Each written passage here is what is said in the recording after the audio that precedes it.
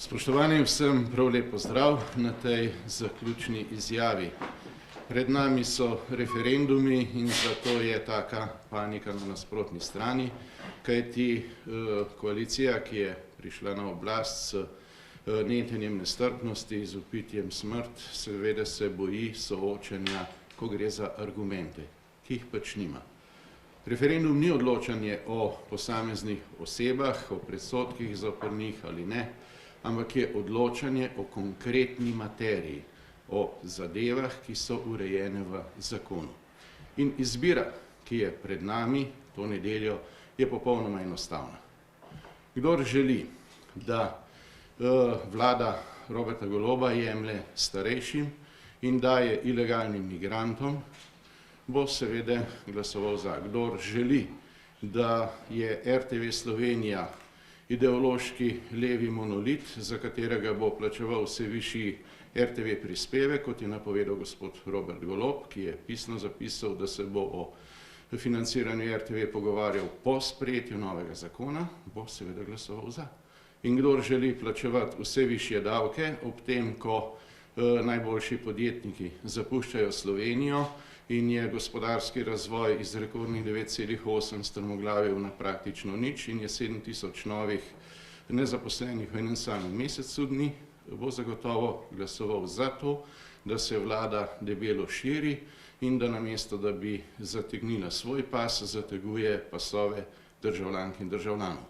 Vsi tisti pa, ki želimo in smo prepričani o tem, da je edino pravilno, da bi imeli prednost starejši, da je vredno ohraniti to, da imajo pravico prijeti vsak starejši upravičenec 400 evrov pomoči in še 400 evrov tisti, ki potrebujejo dodatno oskrbo in še 30 evrov za elektronsko oskrbo in da imajo prednost pred tujci, pred ilegalnimi migranti.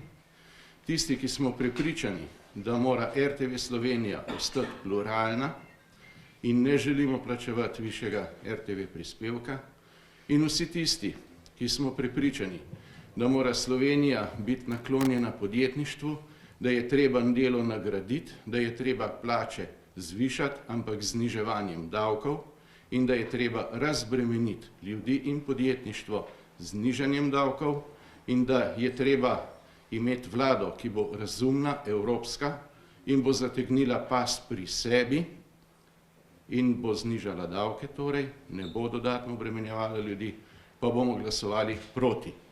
3-krat proti. V nedeljo je treba glasovati proti zakonu o RTV, ker namesto modernega zakona dobivamo slabo različico zakona iz 90-ih, ki je povzročil težave in kaos na RTV.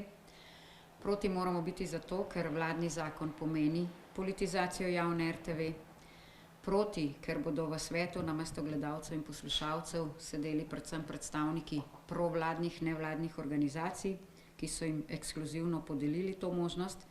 In proti, ker namen zakona ni urediti razmere na RTV, pač pa zamenjati vse vodstvene kadre, torej obglaviti javno RTV. Lep pozdrav vsem tudi z moje strani. V nedeljo ne bomo odločali o eni ali drugi politični stranki. V nedeljo bomo na referendumu odločali o 3 za ljudi škodljivih in slabih zakonih. Odločali bomo o pravicah, o odvzemu pravic ljudem in o tanjšanju njihovih denarnic. Zaradi tega je potrebno v nedeljo na referendum iti. Ni dobro ostati doma. Gre za naše pravice, za naša upravičenja, ki so uzakonjena in jih je treba obraniti. In obranimo jih lahko samo z glasom proti. V nedeljo moramo glasovati proti temu, da se državna birokracija povečuje in da se ustanavljajo ministrstva za politične poražence. V nedeljo moramo glasovati proti temu, da se javna RTV preoblikuje v Golobovo TV, ki pa naj jo še naprej preko višjega prispevka financirajo davkoplačevalci. V nedeljo moramo glasovati proti temu, da se gledalcem in poslušalcem odvzeme možnost odločanja pri upravljanju javne RTV.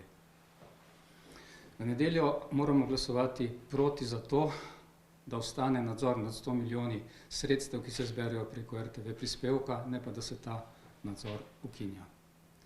In v nedeljo moramo glasovati za to, da pomagamo starejšim. Tistim, ki so pomoči najbolj potrebni in ki se jim z Golobovim zakonom, ki ga je potrebno z glasom proti v nedeljo zavrniti, jemlje uzakonjene pravice.